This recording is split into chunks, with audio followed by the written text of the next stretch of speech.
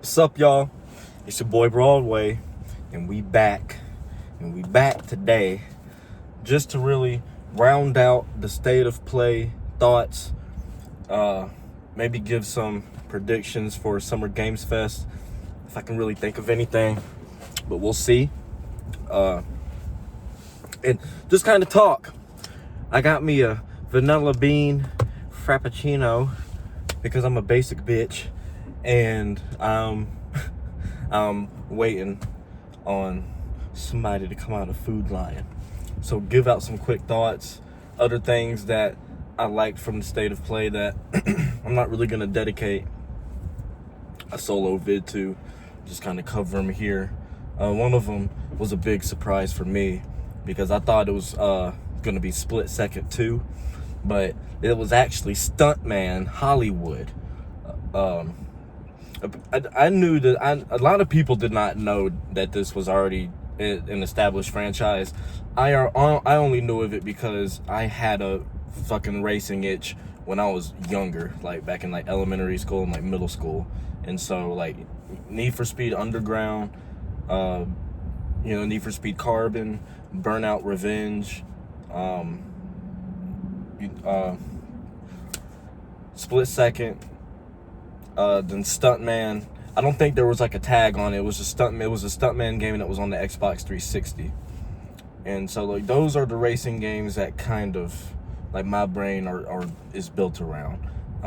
I stepped away from racing games for a long time, and I didn't get back into them until I had my son, and he grew liking the cars when he was like 2 or 3. So around that time, I think Forza Horizon 4 is what was out and popping. So I started playing that. I grew a big liking to it. Of course, when Horizon 5 came out, I played that. And I haven't tried 6 yet, but that's definitely going to be played when I get the Pro out of layaway. And the new Stuntman Hollywood, it looks like they're going to be taking scenes from a bunch of movies that we know, and we're going to be able to recreate the stunts from them. And so like the first car we see is Paul's Supra from Fast and Furious 1. So I'm thinking maybe like the biggest stunt with that car in that movie is the final race and they jump the train track. So if we get to recreate that, and like there's a chance you could fuck it up and like the train hits you and stuff, that's gonna be really cool. The Stuntman games, they're niche and they're very rare. They don't come out often, but when they do come out, it's got an audience and it really hits. And the same thing that leads perfectly into the next game I want to talk about is Ace Combat 8 Wings of Thieves. I think it's Steve, but Cottonmouth. Let's get a drink real quick.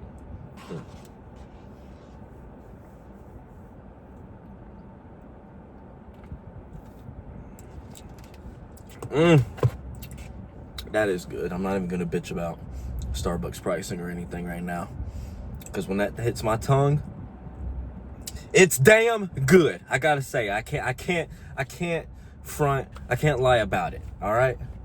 And yes, when November comes around, when October comes around, you gonna see my ass with a pumpkin spice frappuccino and a pumpkin spice cream cheese filled muffin.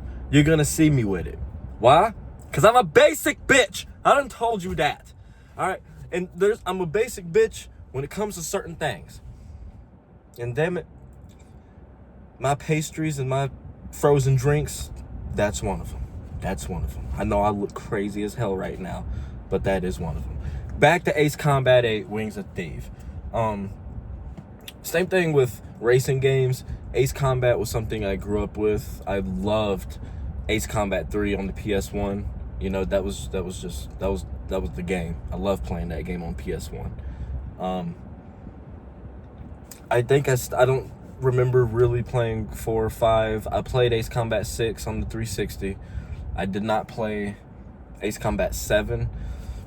When I tried to get back into Ace Combat and play Ace Combat 7 at the time, it wasn't hitting me, so I stepped away from it. I think now for me is a good time, especially after playing Armored Core 6, Fires of Rubicon. It's kind of got like the same mission layout, customized switching out, like, you know, Ace Combat is like switching out certain missiles, maybe parts of the wings and stuff to make your jet fly and maneuver better. And it's the same thing with Armored Core with your mech and the guns you take into battle on that. So yeah, after playing that, I think I will finally go back and play Ace Combat 7. And now that we're doing the YouTube channel thing, I'll probably like capture gameplay and post it up there and do gameplay commentaries. I don't know how much I liked doing the Resident Evil 9 playthrough with my mom, and like I like playthroughs in general, but the thing that like really got me into wanting to do YouTube was gameplay commentaries, watching people like Blame Truth, Hutch, C Nanners, primarily like put an emphasis on C Nanners. That was like the main guy I watched when it came to like gameplay commentaries and YouTube stuff. So like that's really, but besides reviews and just having general discussions about the things I like, that's what I want to do when I can finally start to capture a good amount of gameplay and record just weird like life advice or life experiences and just thoughts on things. But Ace Combat, I can't wait for 8 to come out. It's funny enough too, because I don't know how the general fan base feels because I'm not truly connected to it like that, but it feels like it's kind of on the same trajectory that Tekken is on. Like Tekken in the early days was kind of more akin with like Virtua Fighter. It's very grounded, like based on real martial arts and like combat and things like that, and like combat arts. And now as time has progressed, Tekken has gotten very anime. And I still love Tekken. I love Tekken 8, love Tekken 7. I didn't fuck with 6 that much. But like Ace Combat, and from what I've heard, like Lawrence Sontag, I love his channel. From what I've seen and heard from other fans that I've seen reactions from the State of Play on, it's the story is always like whatever, and it gets, but the gameplay and the combat like over time in the Ace Combat has gotten very anime. And so you can see some of that in the trailer, and I can't wait to play it. So that's gonna be right there. I'm trying to think, because Wolverine, I'm not gonna lie, like Insomniac's first Spider-Man game, it gave me like the Spider-Man 2 on the PlayStation 2 like type of feelings. Like I did love that first experience, but I did not very much click with Spider-Man 2 that much. Spider-Man Miles Morales was cool, but Wolverine I absolutely cannot wait for. That's gonna because it gives me a modern day like 2018 and Ragnarok God of War vibes, and just a little tease we got to see with Jean Grey and them doing tag team combos together. I can't wait to play that. Like regardless of how I feel about, like, if I'm really deep into superhero media or not, I'm gonna play Wolverine. So that's getting got. I hate to come off this way because I wish I could have done more research, but there's a new like 3-player co-op action, like third-person action,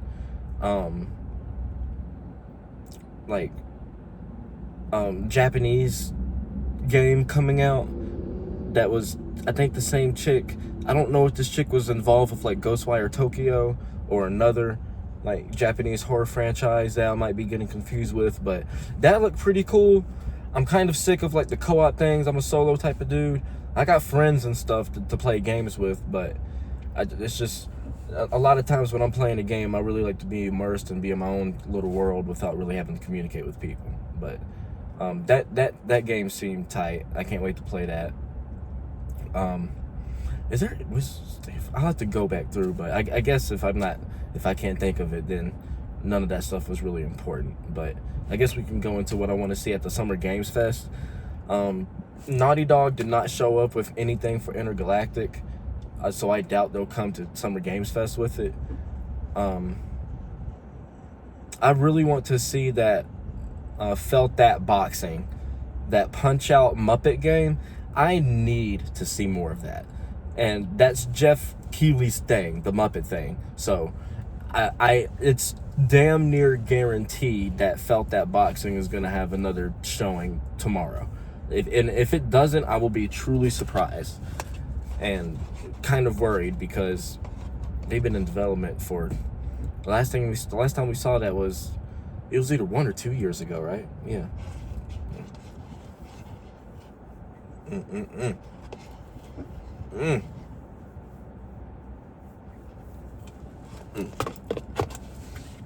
From Software, 2 things I need from you guys.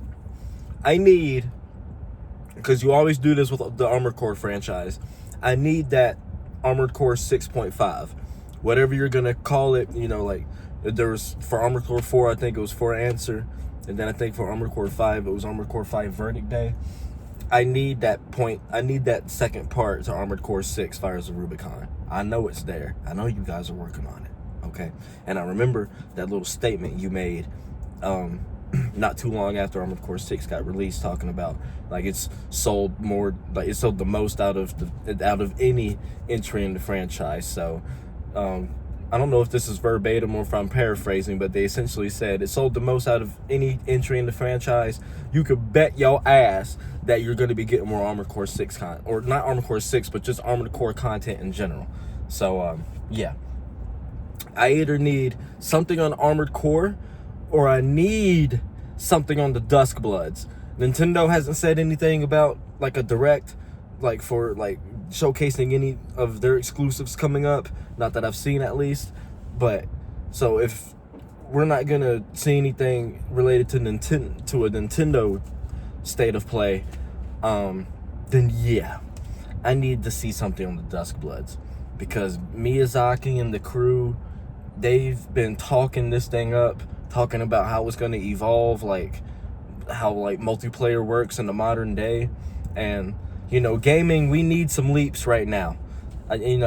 Just to touch base on Ill again, that survival horror game coming from Team Clout, picked up by Munfish. I truly think that, again, you don't drop in a state like the Callisto Protocol did, and that game runs damn near perfect. I'm telling you, Ill is going to cement itself and push the boundary forward. I'm telling you. But it has to be optimized. If that game is not optimized, everything I'm saying goes out the fucking window, and it's just another drop game that you won't get to see how it was truly meant to feel and be looked at and played until like 3 months later when it's all patched out.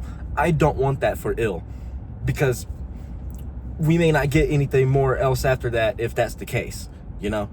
So I need that to drop and be optimized and be great. And goddamn. But yeah, Miyazaki, you're talking up the Duskbloods, man. I need to see it. Okay, I didn't get a Switch 2 for the Duskbloods specifically. Okay, but you damn well bet your ass that was gonna be a day one buy, and I'm ready for it. I need to see more. This is kind of skipping ahead over the Summer Games Fest, because I'm kind of blanking on. This is like a shot in the dark, like throwing out a fart in the wind. But I would love to have Lost Planet back. I haven't played Pragmata yet, but I've watched like maybe, I don't go past like the first hour of the game, because like that's most of what we've already seen. But from what I've played on the demo on the Switch 2. You replace the space scene with that. I don't forget what the fucking planet was called. But yeah, swap that scenery out. Swap out the robots with the, what are they? The Acrids from Lost Planet. That's a Lost Planet game. Pragmata, it feels and gives the vibes of Lost Planet. And I don't know if they were trying to purposely evoke that to try to fill a void in our Lost Planet fans' hearts. I don't know if they were doing that on purpose, or if they're like trying to alley-oop and maybe bring that franchise back. That's a shot in the dark, y'all. I don't think they'll ever bring that back, because, you know, Lost Planet 1 was cool. Like, it was, that's an understatement. I love Lost Planet 1, but like, I mean cool in the sense of like sales. Like, it was enough to warrant Lost Planet 2. but then like that took a very co-op multiplayer turn, and some people really fucked with it, some people didn't, and I don't know how much in regards it sold more than to 2, but when they released Lost Planet 3 and they went the more cinematic single player linear route, that shit damn near killed the fucking franchise. So they really have no reason to bring it back, but they've gone on such a huge resurgence with some like franchises that were falling off and like laying dead and dormant, that I don't see why they couldn't revive Lost Planet, because I think there's plenty of guys like me out there that would get that game day one if they were like, hey, we're gonna do a Lost Planet 1 remake, or like we're Lost Planet, like remaster Lost Planet 1 and 2, or just give us a brand new entry. I'd eat that shit up. But yeah, I'm gonna go ahead and wrap that up. That's my final thoughts on the state of play. Even though I couldn't, like, my brain right now couldn't remember the fucking other games on it. It was a great state of play. It had me hyped the whole time. There wasn't a time where there was like 1 or 2 games that I maybe looked away at my phone, was like, okay, what are we doing? But other than that, I was pretty much glued to the screen the whole time, thinking, okay, this feels like PS4 days. I can't wait to see the Gears of War E-Day Direct. I'm scared, I'm excited, and I can't wait to see what else Xbox has in store. I'm still pissed off at you guys for canceling Perfect Dark. I don't know if that game was anywhere past that little tech demo that you showed off, but y'all got me excited and then you tore my damn heart out. Hopefully we can see some Arcane Studios Blade. It's been a while since we saw that get revealed, and I wasn't really feeling the art style, but if you can get the grit and the combat down, I'll be sold. So, and Halo campaign evolved too. I'm excited for it. The whole conundrum, that's a separate video. I'm not gonna get into that because I'm gonna go into a whole 20-minute tangent. But the whole conundrum with Halo Studios, like 343 and their thing with Halo, it just makes me so upset that sometimes I don't even want to talk about it. But I will though. I will, because it needs to be talked about. And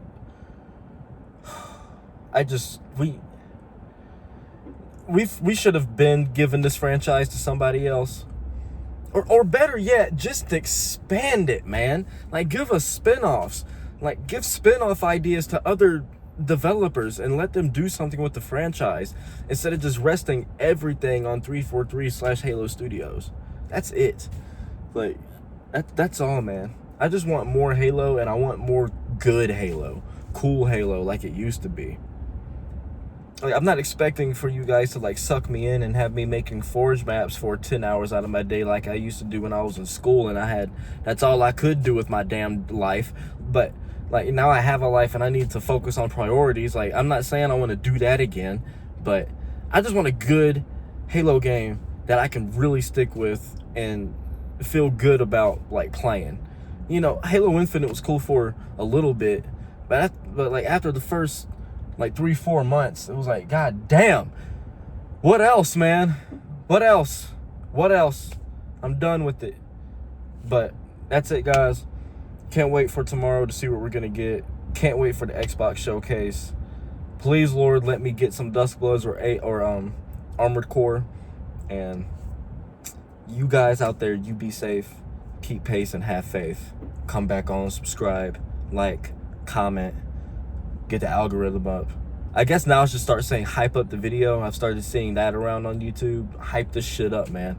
It's hype in here. Catch you guys later back on Broadway. Peace!